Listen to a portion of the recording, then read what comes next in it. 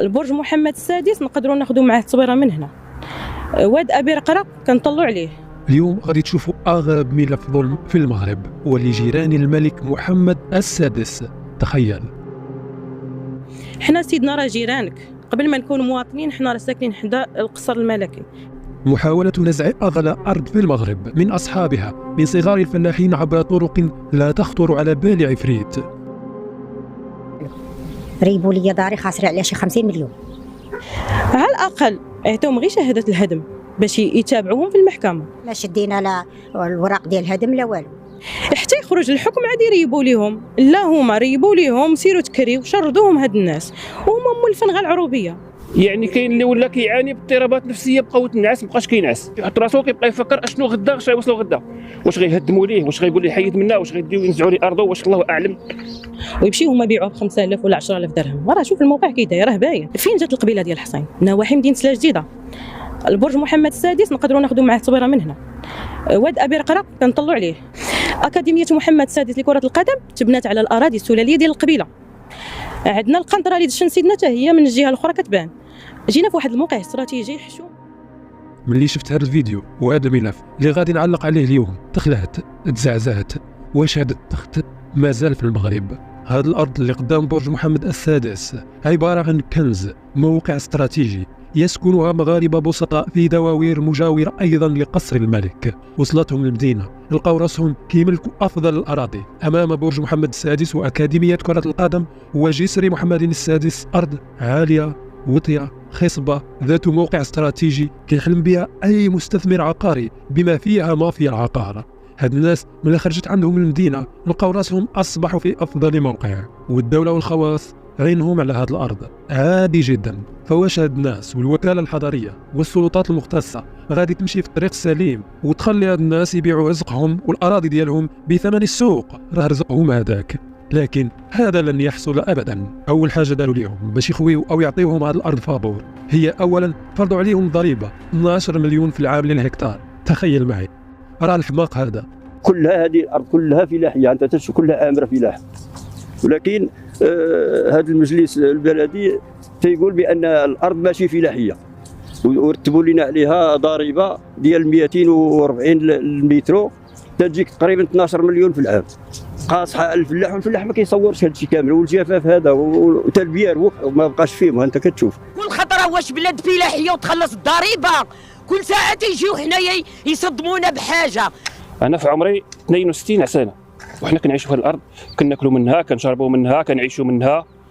اليوم كنتفاجئوا بانه هذه الارض كيلزموا علينا واحد الضريبه ديال 12 درهم للمتر، هي واحد 12000 ريال القطار، 12 مليون القطار.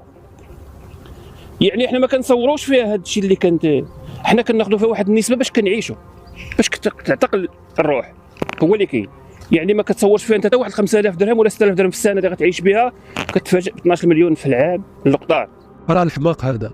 ارض فلاحيه مغروسه تفرض عليها الضريبه، وهي ارض فلاحيه كما قلنا، ماشي قاعات ديال السكن كتباع مثلا باش تتفرض عليهم مثلا ضريبه الاراضي الغير مبنيه كما يحدث في المدن. فكيف كتعرف الحكومه الجديده ابتدعت واحد الضريبه جديده كتفرض على اي حد عنده بالدارجه قاعه ما مبنياش، ولكن على الاقل خص تكون قاعه ماشي اراضي فلاحيه مغروسه في دواور، اراضي ما كتجيبش الملاحه حتى مليون في العام ديال الربح، كيكون منها فلاحه معيشيه غادي تفرض عليه انت 12 مليون للهكتار في العام. الله اكبر، ما هذا الظلم. ثانيا، الا ما خلصوش هذه الضرائب الغريبه شنو غادي يوقع لهم؟ كيتهدوا بالسيزي، اي السطو على اراضيهم، اي غادي تجمعوا عليهم ضرائب ومن بعد واحد 5 سنوات ما خلصوش الضريبه واللي هي 12 مليون للهكتار، ولا عندك 2 هكتار 24 مليون في العام، حيت ما عندكش منين تخلص. بعد 5 سنوات غادي يجريوا عليهم من ارضهم ويطردوهم منها فابور ويصادروها منهم بلا ما يخلصوا لهم التفرنك، ومهددين باش ينزعوك حتى منها. شنو كتسمع؟ مرات يقول لك راك غادي غيحيدوكم من هذه الارض، مرات يقول لك الا ما خلصتيش غادي يجيك السيزي على هذه الارض. وملي المواطنين كيمشيو عند هذه المؤسسات ديال الدوله للاسف باش يقولوا لهم راه حنا عندنا ارض فلاحيه، كيلعبوا بهم التنس للاسف. مشينا حتى الوكاله كتقول لك حنا ما عندنا حتى علاقه بهذه الارض. الجماعه تيقول لك الوكاله هي المعنيه بهذه الارض، شكون الله اعلم.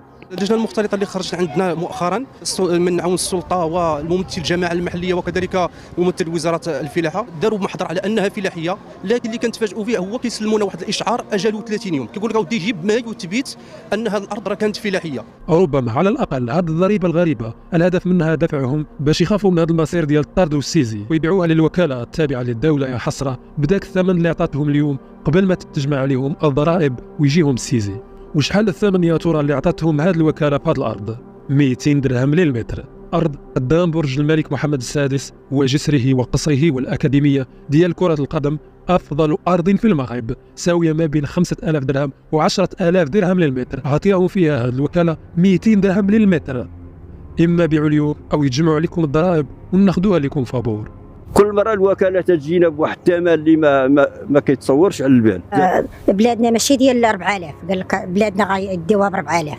كنتفاجئوا ان هاد الساكنه اللي ساكنين هنا جاهم الافراغ وريبوا لهم ديورهم اللي ساويه اكثر من 20 مليون، خرجوهم بالثمن ديال 200 درهم للمتر، بغيتوها مرحبا، ما بغيتوهاش تبعوا المحكمه التجاريه حتى يخرج الحكم عاد يريبوا لهم. لا هما ريبوا لهم سيروا تكريو وشردوهم هاد الناس، وهما مولفين غير العروبيه.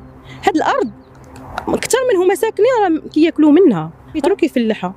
لا هو كان زارع البطاطا، راه جارو زارع خيزو، عمو زارع القرعه، وها هي عندهم قويميله هكا باش عايشين. نتوما عارفين اليوم المعيشه فين واصله، ارتفاع الاسعار، التعليم راكم عارفين شنو كاين. واحد جريتي ليه بلادو، الاخر ريبتي ليه دارو، الاخر ما قريتي ليش ولادو. ما فهمتش انا فين غاديين في هذا الشيء كامل. وانا عندي لي تامه ريبوا لي داري خاسره عليها شي 50 مليون، دايره فيها 150 متر ومضاليها بجوج دالات بالوردي وبالاخر، وكلها بانيه بالبريصه. ما نقولش لك الدار بعت نصف الارض باش بنيتها.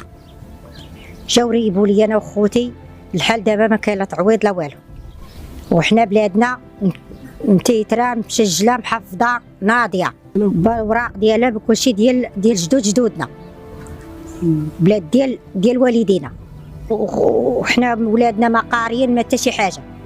هذيك حنا عايشينها بديك الفلاحه. جاو ريبوا لي البير انا خاسر عليه 6 مليون، ريبوا لي الدار. ايوا هاد الناس باش غيعيشوا؟ ها هما الدراري ما قاريين ما ولاو عايشين عند ديك الفلاحه. انا تنطلب ولدي راه واخا يعطيوني اللي يعطيوني ما يعاودوش لينا بلاد والدينا وديورنا والمكان ديالنا. حنا تخلقنا تما وزدنا تما، وحنا ارضنا دابا حنا باغيين نتخلصوا بها في الثمن.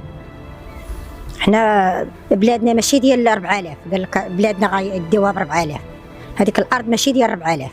وطبعا هذا التخويف فعلا كيأثر على ساكنه الدوار، مساكن نايض فيهم الرعب. يعني كاين اللي ولا كيعاني باضطرابات نفسيه، بقاو النعاس مابقاش كينعس، كيحط راسو على المخده كيبقى يفكر على شنو غيصبح، على شنو غيشوف مع الصباح، ما كينعش، كيحط راسو كيبقى يفكر اشنو غدا، اش غيوصلوا غدا، واش غيهدموا ليه، واش غيقول ليه حيد منا، واش غيديو ينزعوا ليه ارضه، واش الله اعلم شنو كيتسنى. إرهاب لهذا المجتمع القروي، ذنبهم الوحيد أن الجميع حط عينه على أرضهم. الأمر ما وقفش غير هنا، هذه مجرد البداية. هاد الناس محرومين من بزاف ديال الحقوق الطبيعية ديالهم، منها مثلا حق البيع. تخيل ممنوع تبيع رزقك. تصميم التهيئة اللي دارتو لنا الوكالة الحضرية ديال أبي رقراق في 2005 ملي حطاتو دابا راه 19 عام، والناس ديال القبيلة تحرموا من بزاف ديال الحقوق. منها دابا واحد إلا تحز على الأرض ديالو وبغى يبيعها ما عندوش الحق، لحقاش الوكالة الحضرية هي اللي كتعطي الرخص الإدارية باش يبيعوا الأرض ديالهم. مخطط تحط من 2005، هذه 19 سنة، وحقوق الناس مبلوكية بدون حل، في مخالفة صريحة للدستور المغربي وحقوق الإنسان والقانون. أيضا الحرمان من حق الماء، تخيل. وأكثر حق تحرم منه القبيلة ولا الساكنة هو الرخصة باش نحفروا البيار، الماء باش تدخل الماء غير الشري مثلا تدخل عندنا شركة ما عندهاش الحق.